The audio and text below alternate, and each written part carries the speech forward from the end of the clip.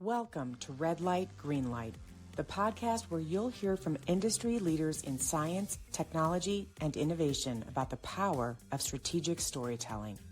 With decades of experience, our guests will share their own insights and real-world stories to help you avoid red light barriers and ignite green light solutions, from the Zoom room to the boardroom. In each episode, we'll corkscrew downward into the guests' personal experiences of challenge and success, highlighting strategies that turn complex ideas into clear, compelling storylines for stakeholders. Here is where expert minds share stories that shape the future. What's more, you'll walk away with tips to try immediately to drive the vision of innovation with your team. Here is where expert minds share stories that shape the future. What's more, you'll walk away with tips to try immediately that drive the vision of innovation with your team.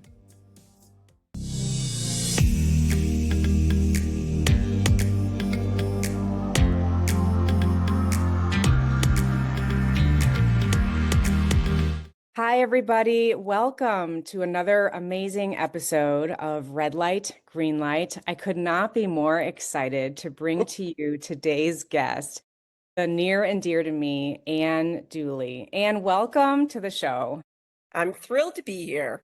Thank you so much. Well, let me give everybody a quick peek at you, Anne, and your role. I've kind of written it down here so I don't mess it up. But I know you're recently retired and you are a former global business lead at Omnicom for BBDO.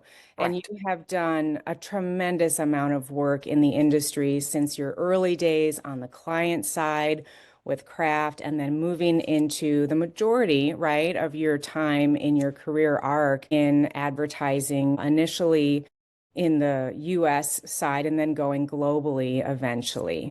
Exactly. And I would say, because Omnicom is a communications holding company, moving my my area of responsibility from advertising per se to all communications fields, PR, media, right, comms. Yes. Well, as I said before we hit record, I'm going to just give you a special introduction to my audience for a couple of reasons, which we talked about. But everybody, this is Anne, the one that I have shared with so many of you in a lot of the master classes that I run, examples of executive presence. When I say, who's a leader in your mind or in your orbit who exudes executive presence and leadership? Who is that person to you? I always ask clients that, and I love hearing their answers. You're my answer, Anne. So you are one of my two answers. The other one is amazing leader John Sang, who I worked for after I worked for you. But everybody, Anne was my skip boss when I was working at BBDO Chicago, when I was fresh out of college. I, started out my career journey at BBDO Chicago on the 9th floor at that time of the Wrigley Building on Michigan Avenue. And I remember the first day that Anne came, and I remember the first day that you came to work for your first day at BBDO. I was already working there. I was working for Michelle, and I was given the task of putting together this big, giant 3-ring binder for you so that you could see all the clients that you would be working with under your hat at that moment in time when you first got started there. And I was only working with you and under you about 2 years total, but you taught me so many things, which we'll get into in a little bit. But a couple of formative moments for me include the work that we did together on Bayer and Aleve Cold and Sinus when that product launch came out, and I had a promotion on the line. We'll get to that later as well. And then the ethnicgrocer.com being the very first .com client that the agency had won.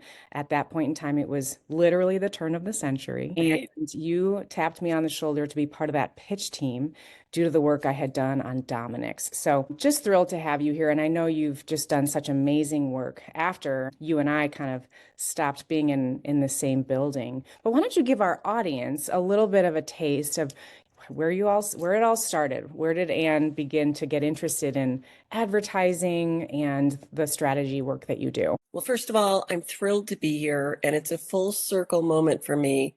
And I will just say nothing gives me more pleasure than seeing talented people that I worked with thriving in life, not just based on the experience they had from me, but often by taking risks and trying new things. And nothing gives me more pleasure. So this is a really happy moment for me. Expression kvel, which is to fill up with joy. I'm good at that. Thank you. My career arc, like so many of us in the advertising industry, was to come out of a liberal arts background. I went to work for Leo Burnett, which at the time had the industry's only training program. And I worked for them for the first 10 years of my life, almost exclusively on Kellogg's cereals and Procter & Gamble products. Okay. Procter & Gamble was kind of the boot camp of the agency, Hmm. one of the first two account women to work on that account. Okay. Worked on it. I worked on those kinds of accounts for 9 to 10 years, Okay. taking over successively larger assignments, one brand, 3 brands with people reporting to me. And then I left after my third child was born and I went to Kraft. One of my former colleagues was looking for a director of biz dev and strategy at Kraft. And I had always loved the positioning and launch work. And frankly, working client side was a better fit for a mother of 3 children Sure. than getting on a plane every morning and flying off to places unknown. Right. Loved my time at Kraft. I spent 4 years there, really focused on helping the chief marketing officer or the president of a division make decisions on where there might be no new portfolio growth, Hmm.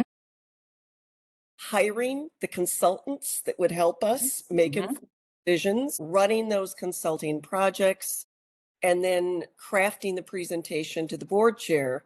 Right. Should we enter this category? Yes or no? If we entered this category, like, convenient meals, which was Hmm. emerging, should we enter it via internal development or acquisition? Okay. And then what was the business case for that? And what would be the operational issues associated with that? And then the organizational issues. Yeah, that's a lot. That's a tightly wound net of choices, decisions, perspectives to gather. You are an amazing synthesizer of information and detail, and also keeping such an eye on strategy, which is how I kind of put you, and like you're such a gifted strategist. It's just the way that your brain works, as far as I can see. And that's why I think you ended up on the global scale. So tell us about that part. So eventually, I realized that I was missing the creative side and Mm, communications focus. I wasn't getting a lot of joy out of promotional pricing, sales strategy. right. Important that I knew them, and it made Right. me very effective later in my life. It was very important that I knew the R&D processes in, multiple industries. But I missed the advertising side, so I came to BBDO as the head of new business development and client service Mhm. agency, working for the most inspirational woman, Tonise Yeah, Paul. she was amazing, is amazing. And I worked for about 5 years running pitches in Mhm. new categories like ethnic grocer, spirits accounts like Allied Domec. And we developed quite a track record, Mhm. incredible teammates, won a lot of business. And I, would try to offload those accounts after we won them, but that's difficult in that business. Mhm. Yes. So eventually I was running 4 or 5 accounts that we had won. And buyer asked me to take a larger role to move from running half of their over the counter medication brands to running them not just nationally, but globally. Okay.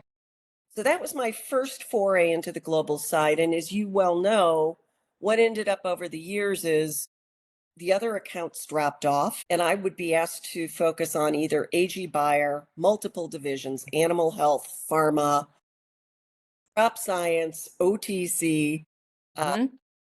globally. Yep. And that meant leading the efforts of 56 agencies in, 30 countries, Yeah. from the Wow.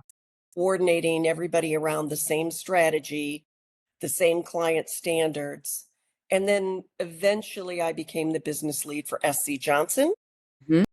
and spent the last 14 years of my career running that business for Incredible. and I think, really the theme in the last 10 years of my career was understanding, global differences, but the importance of getting to scale. Clients do both, Yes. themselves in the local market realities, but find opportunities for scale in their marketing and communication spend. Two, understanding how to integrate different communications disciplines. Clients were exhausted. Mm, Their advertising agency, their PR agency, their media agency. So how could we bring all those teams together to not be competitors, but collaborators? right. And then, as you and I have often discussed, the constant need to retrain our personnel, open ourselves up into the challenges of new channels, new data, distribution centers, and now today, new forms of intelligence. Yes, AI and all the things that brings that brings with it.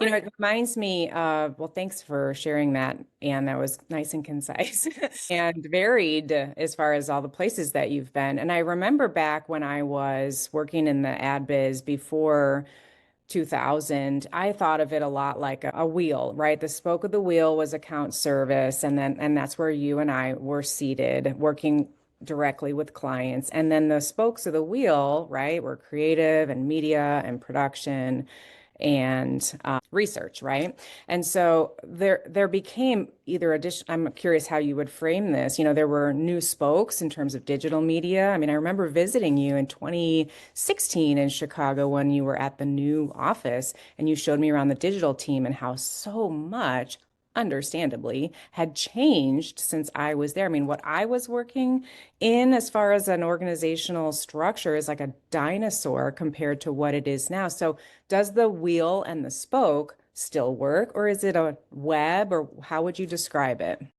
Well, I would say, it was probably naive and egocentric of us to put ourselves in the center of the wheel. So, Enough.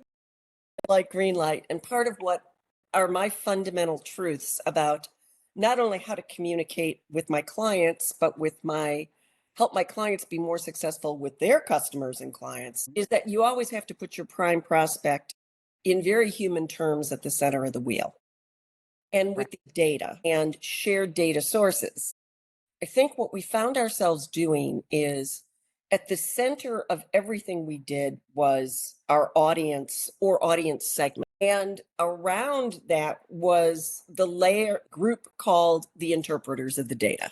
Mm, And whether they came from a digital background or the client's RD&E group or the analytics, really the people who were touching the data and bringing the insights, it was turning into insights hourly by minute.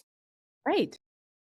So the insights and analytics into the consumer, the audience, had to become the center of everything we did.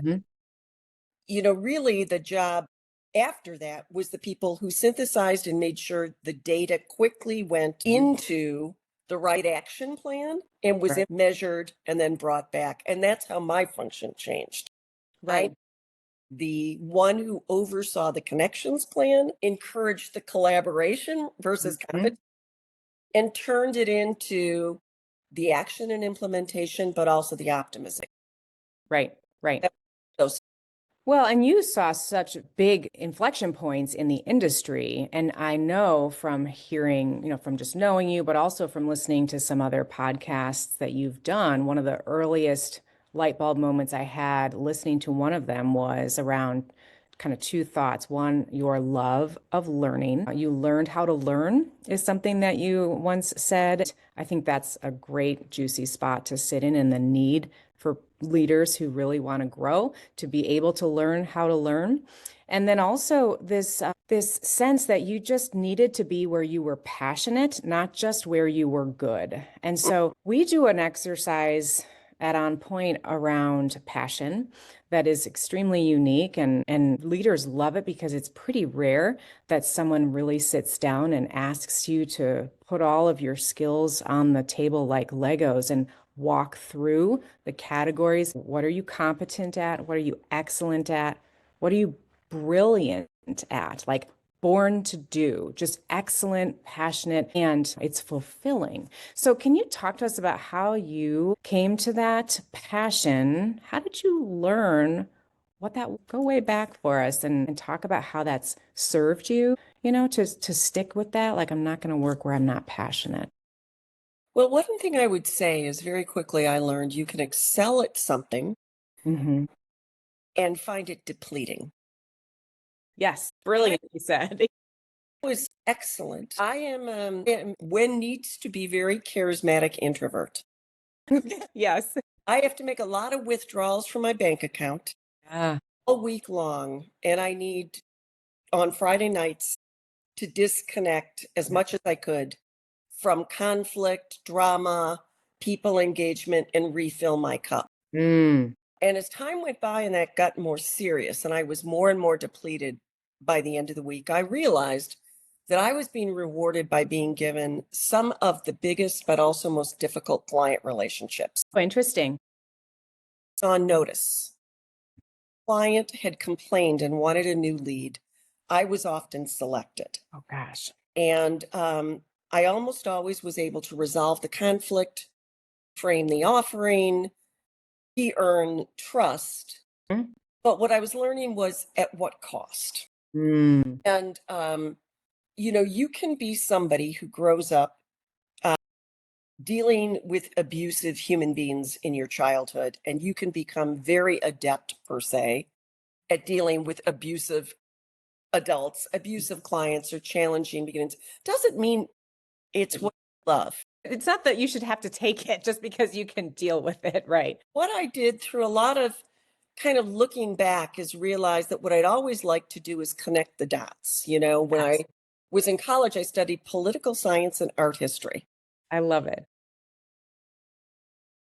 but it was culture and expression of what's going on politically in a civilization, whether it's ancient Greece or the Soviet Union as it was collapsing, and vice versa. And that connection between kind of the fact based political science and the more intuitive or emotional science were things I like to do and find the ahas. Mm-hmm. Mm-hmm. I was great at solving all kinds of problems, but the people drama problems came at a cost, whereas the business problems, finding the connection between different pieces of information to come up with an actionable insight, Right. where I got the most pleasure. Yes. Yes, That it seems like yeah, right. a lane where you just could drive. You just knew how the car worked and you could just take it. There you go. Yeah. So you're right. You have to find your passion, and your passion may not be the thing that you've always been rewarded for. It Mhm. may be a new skill or a reframe of an old skill. Right. And self work you have to do, or maybe with a coach. Yeah. Love that. Love that.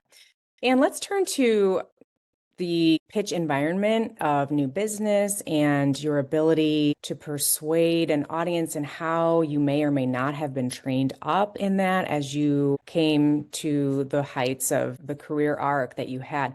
Were you trained in any kind? I mean, you said Leo Burnett had a great training program. Was presentation skills part of that? How did you learn to become persuasive throughout your career? And what was your starting point? Well, I will say two things. One, Leo Burnett didn't have a formal training program per se in communication skills. But what they did have was something called the Creative Review Committee, where creatives came into a room and they pitched their ideas the day or two before the client meeting to Okay. the creative officer. Nice. And we lowly account people were allowed, if we could afford to get away from our work, to sit in the back row and watch the pitches. Okay. Love Watch this. some brilliant people come in and crash and burn in front Yes. of sell their ideas. And in the same presentation, some unshaven behemoth of a guy lumber in with bad personal style I and don't know who you're talking about. and it was sold, and it Yeah. ended up made into an incredible commercial and Yeah. campaign for United Airlines, and the music is still playing in airline Right. commercials. I think I learned a lot intuitively by watching these people with their work. Later, when I got to BBDO, we learned the tenets of how to write a persuasive strategy Okay. presentation. And Okay. Tell us more about that. I can walk you through those. They're the same things you're doing with Mhm. you. So when you're writing a strategy presentation, it starts with who is your current user or target? And is that the same or is it slightly different than the audience you should be targeting? Okay. So that's always data driven, source of volume, whatever. But who are they? Yep. And deeper dive into what are their feelings? What are their barriers? What are the products do they use? So the who. The second is what benefit is it that your product or service provides to them that solves a problem or delights them? I love that word delight. That's good. Kind of go into the benefit analysis and Mhm. the hierarchy of all the benefits and the things that you could do. And you want to get to kind of a functional benefit, Right. Sure. problem. And then you want to get to the emotional Yeah. response, Yeah. and you want to calculate what that might mean in terms of incremental volume. And then there's the what benefit. And then there is the, um, what is their current experience with Yep. the category or what are they substituting? And what could you push against Mhm. to make your benefit even more relevant to them? Yeah. Like Whether cost or size of the pill or or frequency. Yeah. and you could do it with a claim or a demonstration. And I would imagine in many venture capital groups, Mhm. a really compelling demonstration that demonstrates speed or efficiency is Yeah. helpful, right? So Absolutely. that gets you to your demonstration or your reason to believe, pushing against the current norm in a really compelling way. And then you really get to what is the emotion you want to leave people with in that, Yeah. right? And in that strategy. Do you want them to feel relief? Do you want them to be eager to repeat? Do you want them to never go back again? Right. Uh, Right. what is the emotional switch that they're going to have at the end of your presentation or your use of your product? Mhm. And then finally, at the end, what data will you need to gather? Mhm. Measure whether you've got it right or you need Right. to. Prove So it. Right. Did it work? days when I was trying to sell somebody on sheer detergent to my last years when I was helping clients evaluate how they talk about ocean bound plastic on their products. You go through that process of who's the audience? What are they worried about? Is it their retailers not taking their products anymore? Is it the end users who are starting to become more averse to plastic but like the convenience? Mhm. Go through that process. What are the benefits that I Right. Like having to meet them wherever they are in relationship to your idea versus what you think, where you think they should be, because this is kind of the reason the how-to model was born is that people made so many assumptions about where their audience was, and they were almost always wrong. So that's where that second letter O, orient me, in the how-to model is so critical to get right, because if you get it read wrong, me when I saw that, Cindy, because it's been true of every presentation I've ever made successfully. If I walked out of the room without the sale, it was maybe I knew what their issue was, but I didn't know where they were in their decision making process and how much more I would have to provide to help them make the switch, or I just didn't know what the heck they were really thinking. right, right. Well, and I think too, one of the things I'm remembering back to those days of learning about getting a customer to switch a product from one to the other is quite difficult. You have to have, I can't remember where I read this or if this is the exact right data point, and maybe you have some reference, but I thought I read somewhere that in order to get someone to switch from the current product they're using to a new product, you need to be like X more compelling or something ridiculous to get them to stop doing what they're doing now and then move them. And then to keep them is even more difficult. So in a It product-based business, yeah. of dissatisfaction. So let me put it this way: in an agency pitch, if an agency is running a pitch or a client, multinational client is running a pitch for a new global network because their procurement group tells them they might get a better price, but the marketing department doesn't want to leave their current agency, It's 9 times or 29 times harder when Right. Right. the marketing team thinks their agency group has been lazy, not proactive with ideas. It's probably 2 times difficult just because the transition toll it takes on people. Right. So I think a lot depends on their current level of satisfaction or dissatisfaction with their. Right. Right. Definitely. I love that. And let's talk about red lights and let's talk about green lights. And, in our vernacular, we're helping leaders, whatever they're persuading about, and to whichever stakeholders are in the room. It doesn't have to be a formal audience. It can be an audience of one. We're moving our stakeholder audience from the red light of risk to the green light of go in a very specific step-by-step pathway of the how-to model. Hook me, orient me, win me, tell me more, offer me. And the beauty of the model is that it forces the person creating the message to really stay in the mind of the audience instead of coming back to their own mindset. So, red light moments are moments that the business wasn't won, or the pitch didn't land properly, or you had to have multiple meetings perhaps when one would have done. Can you look back and think about your red light moments or others you have observed and draw for us any conclusions around what makes a red light moment in those pitch meetings that are really high stakes? What are some things that cause people to prevent that audience from moving? A lot about, because another question you asked me to think about in preparation was the first time I got a green light. Mhm. I reflected on the fact that I got a green light after a team had gotten 2 red lights before me. Ooh, exciting. And it's very consistent with your principles. Very early in my career, I was one of the first women on the Procter and Gamble account group, and the team had been trying for 3 years to convince the chief marketing officer and the brand team at Procter and Gamble to change the positioning of Cheer detergent. Okay. Cheer had been positioned as a detergent that could clean in all temperatures, hot, warm, and cold. There were, red, yellow, and green on the box. Yeah. Yeah. But after a decade of absolutely precipitous growth had slowed and now had stagnated. And they'd gone in twice and made the pitch to the client that you have to change because it's not working. But what they weren't factoring in is that the chief marketing officer had once been the brand manager on Cheer when they adopted that strategy. Okay. He truly believed that if a strategy had worked to drive 2 share points of growth in a highly competitive category, it could work again. Okay.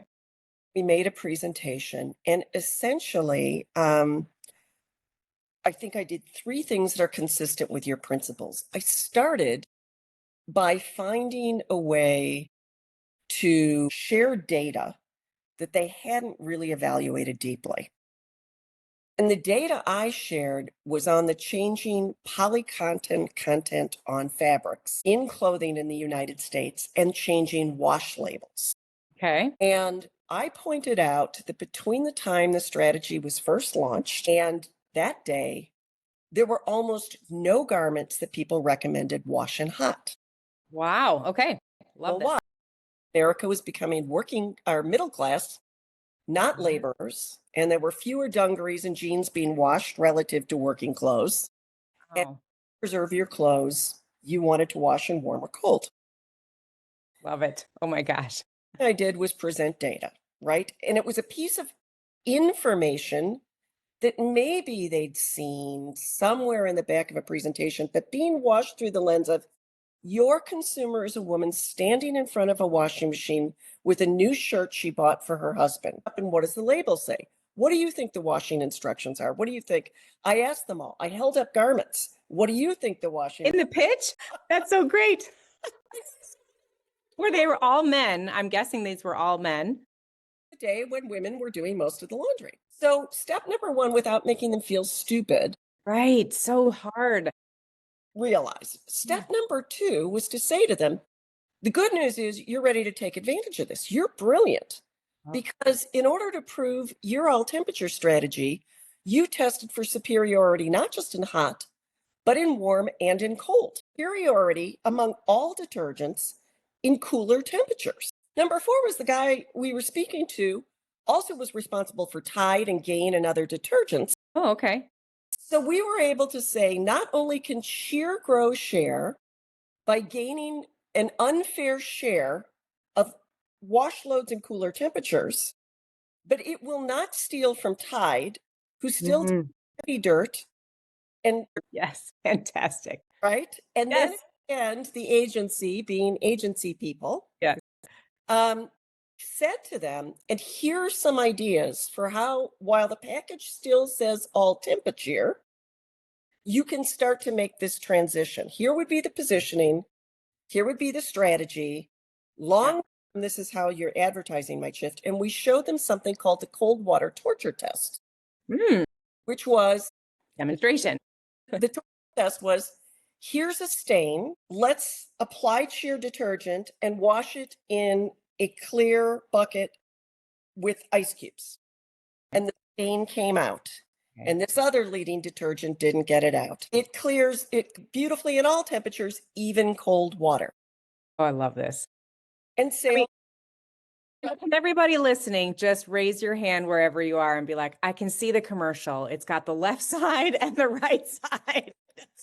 Like, we are talking to the genius behind it all, ladies and gentlemen. It was the creatives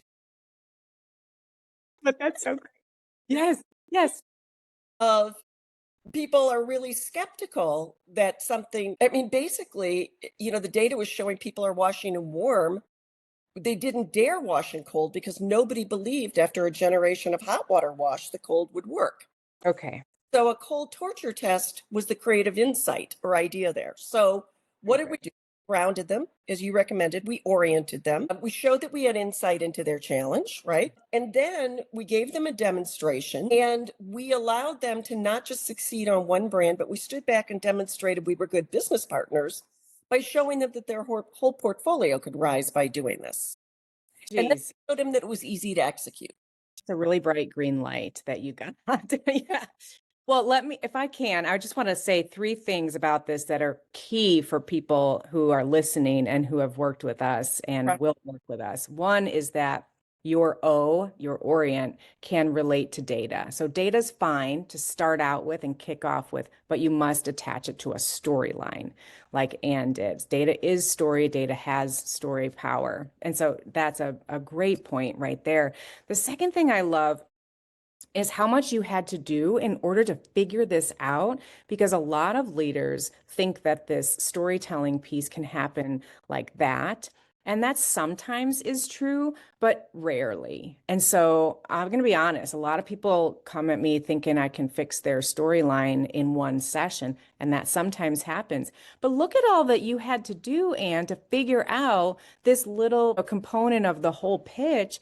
And then you've shaped the rest of it all around that one insight from doing droves of research and sitting inside of your audience's head, not yours. Yeah. You also asked me in prepping for this about an example of somebody who I learned a lot from. I think because he's the master storyteller, maybe I'll share this and Please. you can decide it. It was Andrew Robertson, who came to the US from Great Britain as the CEO of North America for BBDO. BBDO at the time was the most creatively awarded agency in the world, network, Mhm. famous for Super Bowl spots. Oh, Michael Jackson before his hair was on fire. right. Wow. There was a lot of concern in the industry that the TV spot was dying in impact, and it was, and there was data to show it, but nobody knew what to do next. Mm. And because our clients all wanted empirical data and return on investment data that Mhm. showed that investing in another media like print or radio paid out at the same rate Right. television investment is, Right. and that data didn't exist. There were no benchmarks. Nobody was experimenting with social media. Nobody was experimenting with advertising on any screen other than television. Okay. So here comes Andrew to an agency that's like, we love that because we get to do more TV spots. Right. Right. And Andrew sat down the whole team in North America and he gave a speech called the Attention Economy speech. Love it. Okay. Andrew studied at the London School of Economics, I believe. And so he began by telling us, do you all recall how you define an economy in business school? It's something around which there's a scarcity. Okay. Right. I would argue that there is increasing scarcity around attention in this country because of the second and third screen. How do I know that? And he ran a video of himself coming home from work, walking into his family's den. One child is sitting on a tablet, another child is sitting on a tablet, and the third child has got a laptop. Yeah. In front of all of them is a TV that's running, but nobody's watching. Oh my gosh. Welcome to lots of homes in America. And he challenged us all. He said, go home and take a look at where your children and your spouse are spending their time and attention during the day. If the TV's on, you're paying for it, but they're not watching it with the same attention they did 5 years ago. Here's of attention is what we're fighting. So what you owe your client is return on attention, not return on investment. That's fantastic. And then he proposed ways we could go to clients and describe that the real risk was in not earmarking a small percentage of their annual marketing budget every year, approved through finance, and experimenting with new media, new channels. Okay. Stay ahead of the curve. So don't try to convince them overnight to invest 50%. Let's build our own benchmark. Our analytic, I mean, these were big multinational companies. They had great research and development. They had great analytic and research groups. Let's start to let us be first movers. Yes. Right. Think Mars. You could be the first mover in the confections category on proving what new channels work. Yeah. Oh, brilliant. Was to convince them not to change overnight, but to invest 1 to 5% of their marketing budget annually in experimenting with ways of communicating to measure not just return on investment, but return on attention. Yes, that's brilliant. And look how much you remember from his. I mean, it's like and like if we could just sit down with Andrew today, right now, and bring him in, it'd be like, tell us, how long did it take you to prepare that masterpiece of a presentation that, certainly he had lived a lot of it for many, many years, of course, but, I'm getting at the reality that beautiful, polished persuasion or presentations don't happen without practice, rehearsing, really deep thought, and storytelling is not, just something we are sprinkled with. We have to learn it. It is a muscle. So do you want to pull on any one of those thoughts, Anne, around storytelling? I think you just nailed it. The only thing I would say that I think is when you really, really want to get to excellent, as Andrew was, I mean, he's a master practitioner, right? Yeah. You get to the catchphrase that they can't get out of their head. Yes. And why? The attention economy. Yes. You've been reading about media proliferation, multiple screens. He gave them a phrase that they could remember, Yes. that the press wanted to carry. And when they got in an elevator to tell their boss they had learned and what they wanted to do, they could say, have you ever thought that the only scarce thing in marketing today is consumer attention?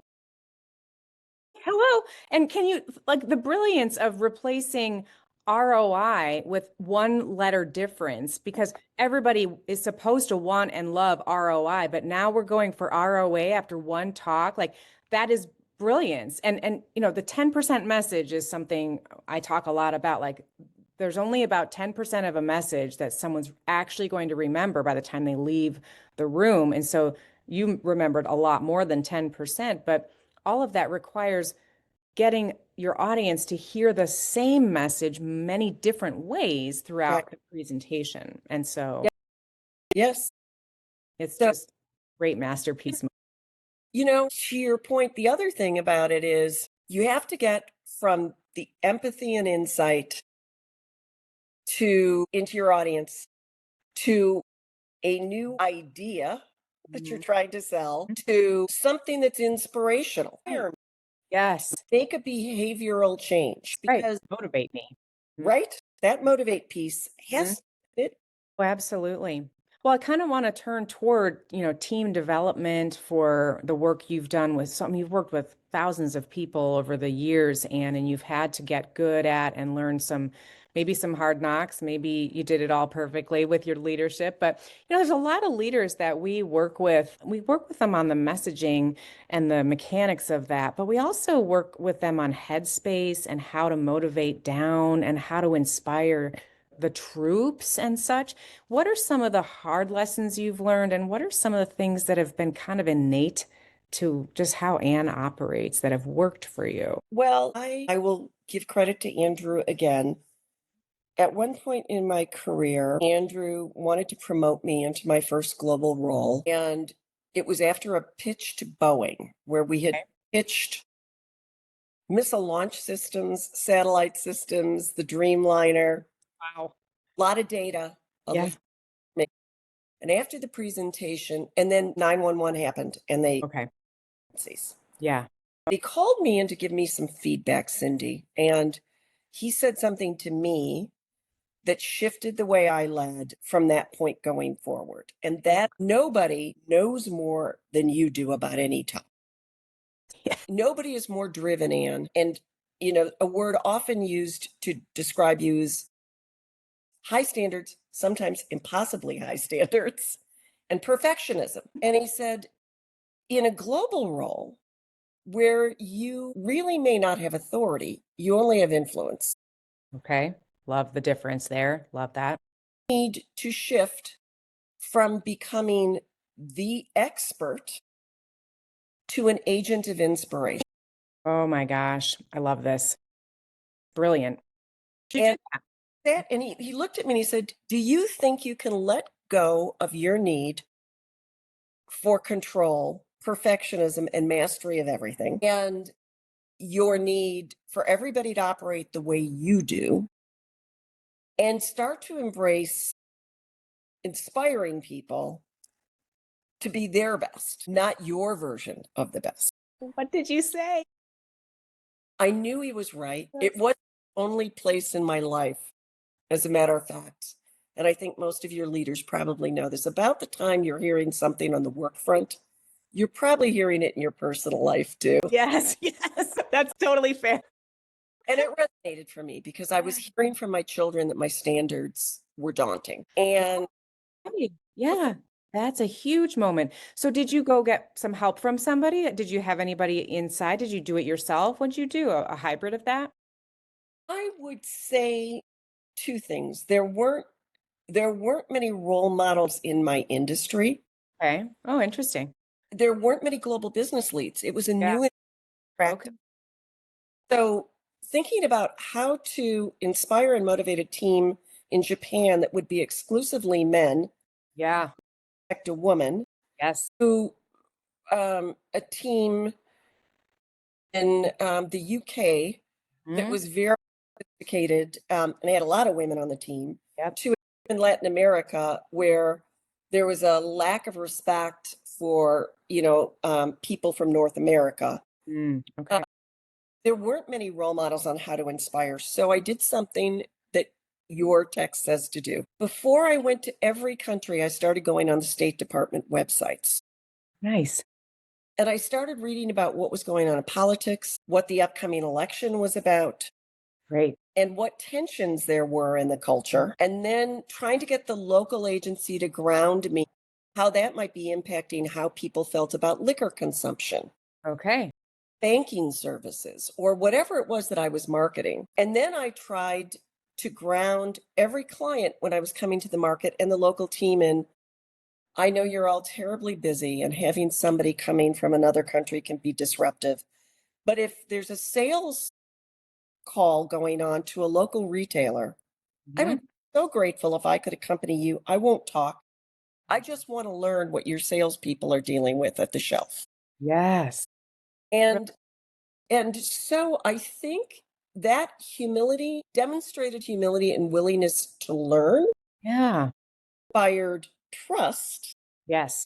and inspiring trust with your audience or your team by listening or observing at the ground level what they're up against was something that was my biggest change. Oh, that's amazing. It's like, I'm going to come and get muck on my boots with you. I know Yeah. I've learned on another client. I Right. said, whom I need to learn about what you're facing really fast. Would you educate me? Yes. Yes. And they love to do that because they know it so well and they want to explain it in the way you're like an outlet for them, and I've experienced that a lot myself and just I have to do, I'm not our roles are similar and different, but yeah, I have any new client that comes through, it's like I got to go deep on that business and figure out what they're doing and facing. And it takes a lot of curiosity, energy, and question asking, which is a skill set, that's just so critical. If you can ask one question instead of three, you'll get further faster. Listening first, Mm. advising after listening, Mm. or maybe I would say inspiring after listening, Yes. as opposed to assume you know the answer from the start. Okay, so now it's the time for the story. Okay, because you led right into it. I'm going to suggest that I might have been in your orbit as you were just coming across that need of like, I need to soften my leadership and not have these super high expectations because It fits perfectly now that I think about it. yeah, I think that's probably where this was going on. So everybody, this pivotal moment in, Anne's advice to me or questions to me in the story that I'm about to tell is something that I still carry with me and share on with my own children and other clients and stuff. And it's the simplest thing. But Anne, I don't even know if you remember this conversation with as much clarity as I do, but here was the situation, right? I was an assistant account executive working on Bayer. We were launching a new product, a leave cold and sinus, and my job was to create the next competitive review project to present it to the client in New Jersey. And my first level boss, Michelle, had given me this task, and I was terrified and I did not know how to approach it. And I would pull out the old competitive reviews that had been done and look at all of the stuff in the binder and go, how am I supposed to do this? I'm going to do it wrong. Right. And quick background piece that's relevant is that with a leave cold and sinus, we had to evaluate a ton of competitors because it was cold and flu and sinus allergy. So it was like, 20 competitors and then some, more than we would normally do. So I think we even had to move the client meeting because of my procrastination. Okay. And I bet you had to make that call. And finally, a week goes by and another week goes by, and Michelle comes to me and says, Cindy, Ann wants to talk to you. And I was like, Ann wants to talk to me. She makes people cry. I don't want to talk. Yeah, it was before. But it gets better. So I remember walking down to your office and I'm like, sweating and I don't know what I'm going to say. And I sit down at your desk and you looked at me and just said something like, Cindy, what's going on? I think it was something as simple as that. And I, for the first time, was honest. And that's another nugget that I have recently learned. Like I actually said something like, Anne, I'm afraid of this project. I don't know where to start. And you got it out of me that I could be honest and say that I was scared and that was my barrier. And then you said something to me that I still talk about to this day. You said, Cindy, I'll tell you what, just get it 50% of the way there, and then I will help you do the rest. And you guys, I was like, so kind of, straight A student in high school, sort of a person over here, right? And I'm like, you're asking me for 50%? That's like an F. I can totally do 50%, right? So bottom line, I left your office. I remember the feeling that I had on the way back to my cubicle, and it was like complete relief and joy. And I didn't need you at all after that. I went to town. You actually came back to me the next day. Did I? What did I say? By 50%, do you mean 50% of the brands or 50% on This. Talk about a full circle moment. Isn't that? But I remember what I said to you. What did you say? Start with one brand. Just break That, it. Just one. that is so fantastic. Well, fast forward to the Bayer presentation, okay? And I'm in a room with 200 almost all male managers, right? There's like Up eight women in the President Hayes. what? Up to the president of the North. See, I don't remember these details, but that's fantastic. And I just owned that 90-minute presentation or however many it was. It was like 82 slides, and I had a back pocket insight for the team because of the new prescription drug advertising that was starting to be allowed by the FDA. And all these things came out. And I rehearsed that message so many times, over and over and over again. And no one in that room knew that message nearly the way that I did. And with conviction and confidence, I delivered that, handled the Q&A, and when I finished, you came up to me because you and Michelle and the team was in the front row there, and you just told me right then and there, Cindy, you nailed it. And that's where the I nailed it feeling was born. So it's one of my favorite stories to tell. And because I realized in that moment what I was brilliant at and not just excellent at, which was figuring out how to synthesize that message to make it matter. Yeah, you did. And I think the other thing that I observed you do, because I think back on that presentation, and there was so much information, so many brands, so many things you needed to evaluate what they were spending, where they were spending it, how it was being deployed in different parts of the country, how seasonality was impacting their spend, what their messaging was, did their messaging differ in channel?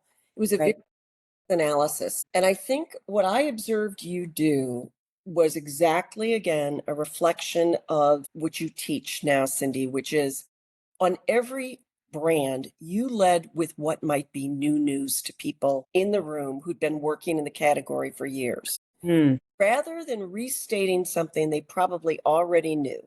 Mm-hmm. This is the number 2 brand in allergy, or this is, you started with, there's been a shift on this brand in the last year and doing whatever. And they immediately got a sense of, she's bringing me new news, information that's relevant and new, as opposed to just a litany of all the information. Right, like a report out, right? Boy, what I wouldn't give to watch that presentation if it was right. Of course, we didn't do that back then. But enough of that. Let's close with one question to wrap this all up, and let's look ahead and tell me just a note on what you have observed and what leaders need, in your opinion, with so much fast change happening. I was on the phone or on a podcast episode with Eve Bridge, one of my clients, who talked about change. And she said, it's not just change, it's fast change. And that was just such a simple but aptly stated reality. So what do leaders need now when it comes to persuasiveness or training or know-how or mindset? What do they need in your Well, I think your responsibility first and foremost is to think about how the speed of the change and how the complexity of the change. right? So many of these things, like artificial intelligence, are compounded by their legal restrictions in using information that are right. It's not just change, it's change with complex implications. It's just use it or just do it. Is to understand that your clients and your team are feeling just like at the rise of the digital age, Cindy, just like the beginning of the printing press, Right. are afraid of losing their jobs, Yeah. Yeah. Tectonic shifts. of becoming obsolete. They are aware that they are no longer an expert in their field. Some coming from a different educational background or a different market or a different experience. Everybody is afraid of obsolescence. Mm-hmm. And you have to do a couple of things. First, you have to focus your teams on learning what is going to be most relevant to their piece of the pie. I They love that. can't solve artificial intelligence implications for advertising in the healthcare category overnight. Mm-hmm. They can think through, how can we use artificial intelligence legally better decisions about where to deploy our messaging, whether our messaging is effective, and how to optimize it. Yes, They right. learn that. Mhm. And oh, by the way, I'm going to set aside a budget for you to consult experts on this, Right, help bring you up the learning curve. So right, one piece is to focus their piece of the problem solution, get them to come back and bring your whole team together for share outs so that they're the expert on that piece of the puzzle, but the whole team's rising, get their confidence back. yes, That's a critical piece. Break it down into the pieces you need to know to continue to provide an excellent outcome for your clients. yeah, Set aside money to invest in outside expertise. Your team is going to need an inflection of new thinking. Take away the worry that it's going to be a new hire. Make it somebody who can come in intermittently as a right. coach or whatever. Feel you are taking the funds you have to invest in professional development and making choices for them about what's going to, you've got a budget for them. Yeah, right. Have that budget back and help them make better decisions about how they come up the learning curve in this area in a way that's going to benefit the whole team. Right. Mhm. Yeah, And finally, I think really, really understanding that it's okay to say, I don't know yes, all the things I need to know right now, but here are the things that are keeping me awake at list. And having a team, I literally would make it visible for my team yeah, website in my office. yeah, Here are the questions I'm trying to solve. And I yes. put up sticky notes or comments on the, Mhm. do I think I'm answering that? Do we have an answer? We check that one off. Love it. Yes. Amazing how breaking it down into the components, Yeah. giving everybody vision of all of the components of it. Right, right. That's Before- what breaking down, I mean, you just made me think of the model, of course, like breaking it into bite-sized pieces. If you just figure out the H and the O and figure out what you need to figure out, make that list, stitch it together, go beta test it, see what the audience does or says or wants to do. There you have Iterate, with teams or messages, it doesn't matter. Even with yourself, just go try out a new strategy and keep track of it and see how people respond to your new ways of speaking or thinking or whatever it might be. I love that. That's it. And I think to your point, it creates a sense of community and keeps people from feeling so individually vulnerable. Right. Well, it's such a complex work environment, which we don't even have time to get into with all the, work from home is so much more prevalent and it constricts our ability to think creatively in a lot of ways. It's one of the things I really valued so much about being in an office. And I learned so much from sitting in a room and never saying a word with all of you by watching how you sit, how you talk, how you prep before the client comes in the door, and how you debrief afterward, and how it's just there's just droves of things I learned and kept, and I was just always watching. I appreciate that. And I would bring it back to I'm a big believer in giving people the freedom to work from home part time. Sure, of course. But I do believe, and I found every time during the post COVID couple of years that I went into the office and I made it obvious to people I was going in, Yeah, right.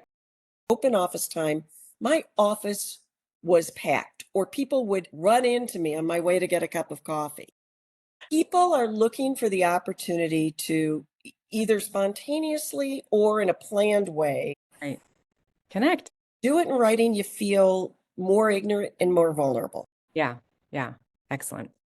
And we have had a wonderful conversation today. This has been beyond fun. I've been looking forward to this all month. Thank you so much for joining me today. It's been a sheer joy. And I'm just so glad. I want to just end on one note for everyone listening. Like, keep in touch with your people. Like, thank God I kept in touch with you, Anne, and with some of the previous people I've worked with who have meant something to me because we're going to lunch next week when I come to Chicago. Like, there couldn't be anything more fun than being able to stay connected after 25 years. Yeah, a pleasure.